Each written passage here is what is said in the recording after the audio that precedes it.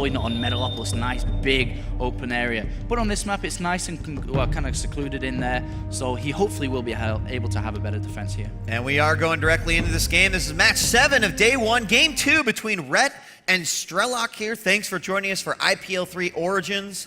And we are moving on to Shakura's Plateau. And the last matchup, just again, a really, really remarkable, little play there by Rhett. He did just a wonderful job, and the counterattacks were incredibly effective. But now it gets to start all over. Strelok, who built up a very sizable force, just unfortunately wasn't able to utilize it the way that I think he wanted to in the last game. We've got Rhett spawning as the blue Zerg here in the southeast, and over here in the northwest, we've got our red Terran. It's Imba Strelok. And I'm pretty sure Red's going to play the same style, 15 hatch, going for a relatively late spawning pool as well, because he can. I mean, he's very safe with what he does, even though, it can, a lot of players can be like, well, it's really, really, unsafe to do so. But Rhett is very calculated. He works everything out. He realizes the rush distances between bases. So I wouldn't be surprised if he did that. On the other hand, though, Strelok, I think, is just going to probably open up for direct into Reactor Hellion expand. It's pretty good on this map, deny the creep spread as well, because it's really hard to creep spread down a ramp as well, which is what we're going to have to see from Rhett here, and especially if you have Hellions on the lower ground that can deny creep tumors. We've got Rhett likely going to go exactly as you said, Apollo, with this more economic build here as we see 15 on its way. And with the scouting of the Overlord, of course, here momentarily, he's going to know exactly where Strelok is in this position. That does mean that Strelok might have a little bit more of a burden to actually scout. And that's why he's going to check with the SCV about the timing in which that, in fact, if you look at where the SCV is versus where the Overlord would have been, he may also know that we've got a cross-position scenario here on Shakura's. Yeah, and that's pretty, smart from Strelok, because now he's already identified that it is cross-position, and he may have wanted to go Reaper again. Reaper would have been pretty cool, if it was close by air, because he can very easily go into the main base. But seeing that there was no Overlord, just chooses, it's probably not a good idea to go Reaper cross positions here. So I wouldn't be surprised if we did see that Reactor Hellion opening. And we're up to 16 drones now. The gas is finished, the pool's on its way, and the hatchery is down for Rhett. What I'm really going to be curious about is to see the timing of his third here on this map, to see exactly how he's going to decide to take this into the mid and the late game. SCV's now moving forward to scout, going to get a great idea on exactly what he did, how many corners he actually did cut to get to this point. And meanwhile, that Overlord is going to move into position. And I think this Overlord, again, will be very, very key. You talked a little bit about Rhett scouting, and he's going to be very diligent as we see that Overlord heading. It can get behind the natural. He knows exactly when the expansion happens. And then we've got this Overlord in the middle of the map that can get in a better position to potentially scout what is inside the base. So already setting himself up, and we saw in the last matchup, when he has the information, he certainly used it to his advantage. Of course, Strelok, maybe a little bit more aware, and that is going to be dropping down that command center on the low ground. Yeah, and that's actually a really good point. I mean, cross positions is always great for a Zerg because it's longer rush distances, but the kind of down thing to it is the Overlords. It's more difficult to get Overlords into good positions, so Rhett having them in good positions is fantastic. And I love that he goes extract to then spawn and pull. Even though it's a little bit more risky, he gets speed a lot faster because of it. And you can already see that speed is halfway done now, and 2 Hellions are just on the way out now, so he's going to have speed in plenty of time to actually deflect any aggression. Yeah, and there it is, the Overlord. He's just going to peek in here, and he sees, oh, okay, constructing command center. Good, Overlord did his job. Now, we've got another Overlord here on the east side of Strelok's base, and it is going to poke in. One of the things it's going to identify here is the fact that there is still only the one gas, which will be good for him. We do have a couple of Hellions now already out on the field and 2 more being made. Now, what exactly are they going to do? We saw Stefano handle this in a really, really shining fashion with those roaches. But in this case, Rhett's going to choose to go ahead and just have the Queens down here at the ramp. It is a little bit safer expo to try to hold off. Now, no spine crawler, and so as these Hellions increase from 2 to 4, I'll be curious if Strelok actually chooses to possibly poke in here and do some additional damage. There's going to be a cancellation as some creep tumors killed there, but Rhett saves that one. He's still got a live one up here on the cliff. Yeah, and you know, a lot of players say you have to sacrifice one Overlord. He sacrifices two. He gets the information, he sees that there is not a second factory reactor, which we see a lot of Terrans players do recently with a lot of Hellions, so he knows that the gas has been thrown into Stim rather than another factory, so he's feeling pretty safe. And that's what you have to do when you play so drone heavy. The Hellion count, though, is relatively high 6, and he is denying creep well, and actually Red's going to try and get his surround here. And he wasn't really paying attention, Apollo. A lot of the Lings do go down, but the number of Hellions that he's going to take out is way, way more than I thought it ever would. He does pretty much end up losing all of these Zerglings here, but how many Hellions did he actually kill there? Quite a few, about 5 Hellions. Yeah, I mean, he killed a lot there. And to be honest, at this level, at this stage of the game, you can sacrifice Lings in that regard. To kill 4 Hellions, that's absolutely fantastic because now he can creep spread properly. And the Hellions won't be used at a later purpose either. With basically the timing attack with Hellions at the back, they can do a lot of damage to Zerglings. Now they're gone, that's absolutely fantastic for Red. And meanwhile, we are seeing a pretty much traditional style from Red, going for 2 base layer into a fast Spire, and will save up every single bit of his gas now into Mulus or ASAP. Yeah, it's going to be coming out very soon as the Spire's just about to finish up. You can already see Rhett up to about 500 gas. Strelok, on the other hand, he momentarily interrupted his factory production here, and oh no, another surround here on these Hellions. Those Lings are going to go ahead and get out of here, but he's pretty much moving over to a bio army here with right now we've got +1 weapons on the way. Of course, we have actually a reactor going down on the factory.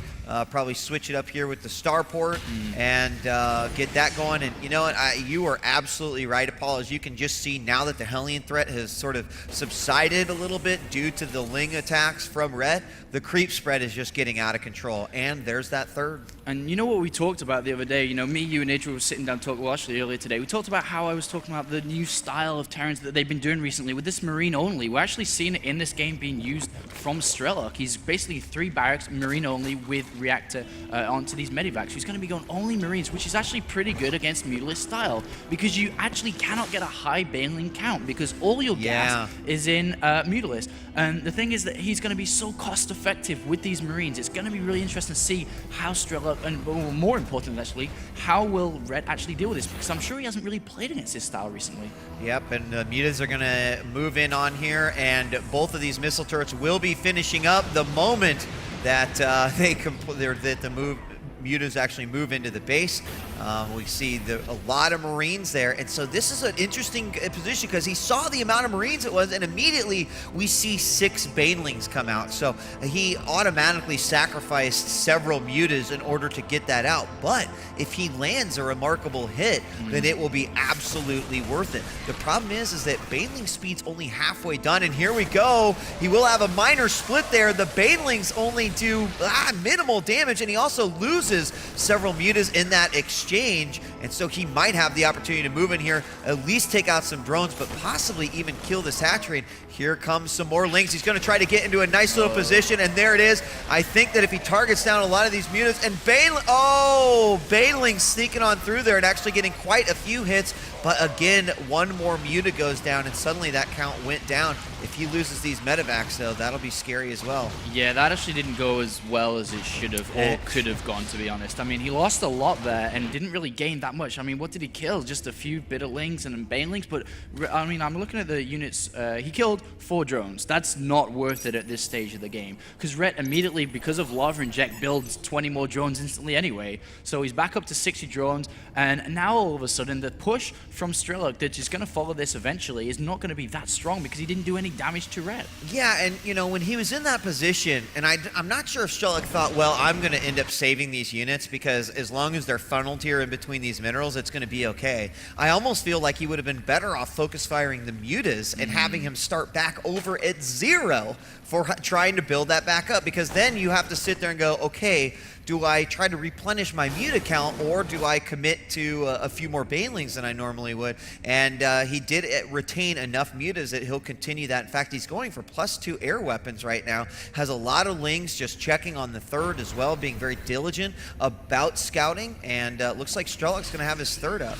Yeah, Strelok takes a relatively easy third. It's kind of easy to defend as well. You don't have to run all over the place to defend against Mutalisk, so it's quite an easy third there for Strelok to take. Meanwhile, as you said, +2 is on the way, so he is going to be going Mutalisk heavy. And look at Red, he's taken the north base already. It's only just over the 13-minute mark. It's up. He'll take the gases immediately to start, because gas is the most important thing about playing Zerg for sure. And he's going to be able to really push these upgrades, can build incredible amounts of Banelings, Infestors, got a high VZ. Bit of a counterattack though, but oh, he gets in again. He does. I'm not sure. Well, he's going to go ahead and let the Lings just desecrate that middle area. Meanwhile, just a small group of Marines do get taken out here by the Mutas, and if the Mutas are given free reign, this could be pretty scary. There's only missile turrets in the back side of the base, more Marines coming out from the back, but don't forget, a lot of Lings did manage, well, he actually got not as many as I thought, but he did get 7 workers there in that exchange. He also caused some positioning shifts there by Strelok. And I don't think he lost any mutas in that exchange, which is also very, very important. So just doing a little bit of damage. He also scouted, which was a nice little bonus that he got on there just to see what else is coming out. Oh, so many Mutalisks go down there. 3 do go down, and there is a drop in the south side, but I think that Rhett already spotted it leaving, actually, because it did get picked up on creep, and he is going to intercept it anyway, which Strelok already knows as well, so does unload and gets ready to stim to fight.